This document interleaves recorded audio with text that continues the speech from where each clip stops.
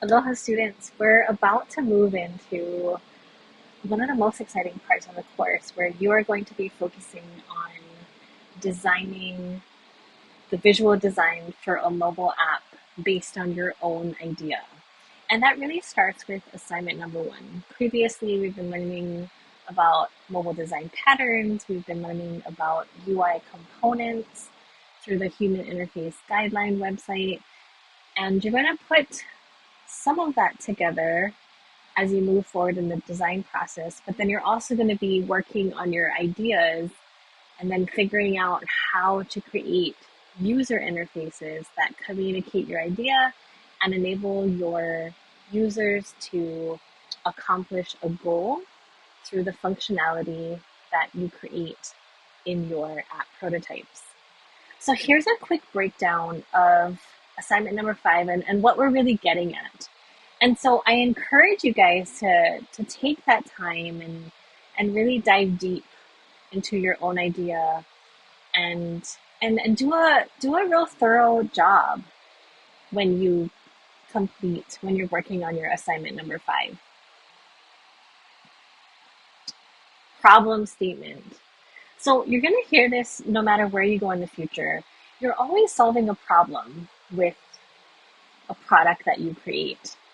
And that the same thing goes for app products that we create. You want to make sure that your problem statement is really clear. If it's hard to just come up with a statement, I want you to brainstorm words that define your problem. Read your statement out loud. Does it make sense? And then I want you to think about what your user needs and then how that is connected to the actual problem. So sometimes identifying the user needs can help you to better identify the problem statement. So the goal statements reframe your problem statements into actions that are solutions, basically. So look back at your problem statement and then once again start that brainstorm of like, if there's a problem word, what would be the solution word that is associated with that? Read your statement out loud and make sure that your goal is really clear and concise. So that's why we've been working on these assignments of like, what is the goal of the Instagram app? What is the goal of the Trello app? And instead of having a laundry list of goals, because the laundry list could be features or functions, right? And so you want to be really clear about your idea, right? What solution are you providing? And you want to make sure that your solution is actually linked to the problem. So if they're two different things, then you need to change one or the other.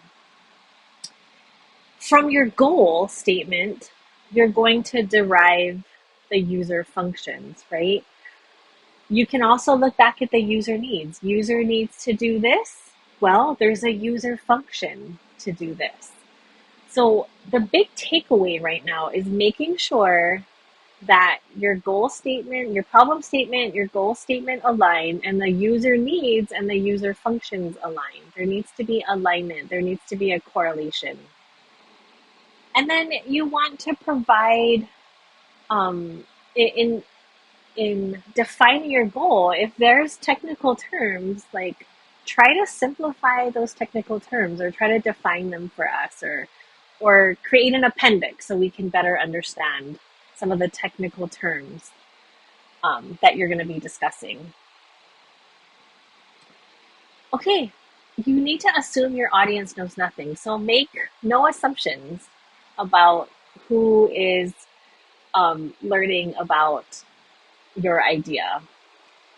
And like I said, the best communicators assume that the reviewer knows nothing about the subject matter. Once again, challenge yourself to be clear and concise and not wordy. Communicate your ideas as if as if you will not have the chance to defend them in person, right? So oftentimes you'll turn in your work, and if your ideas aren't clearly communicated, then oftentimes I'll have questions for you. So you want to just make sure that you have that level of clarity. And once again, proofread your work and look for alignment between all of your statements. And once again, I'm just kind of going back through this alignment, is making sure that there's alignment between problem, goal, user needs, and user functions. And then when there's alignment, this process, right, this process of creating the visual design starts to make more sense. You can start to put together the mobile design patterns, the user interfaces, the UI components that are going to be part of your app prototype. So the whole idea is the more clarity you have now, the more clarity you're going to have as you build out the visual design. And then moving forward, after you complete assignment number 5, you're going to be paired with a classmate, and you guys are going to critique each other's assignment number 5. And so that you have someone else besides me who you can bounce ideas off of. So once again, guys, let me know if you have any questions about assignment number 5 and where we are going in terms of completing this assignment and how it's linked to your app prototype. Good luck and have a great week. Aloha.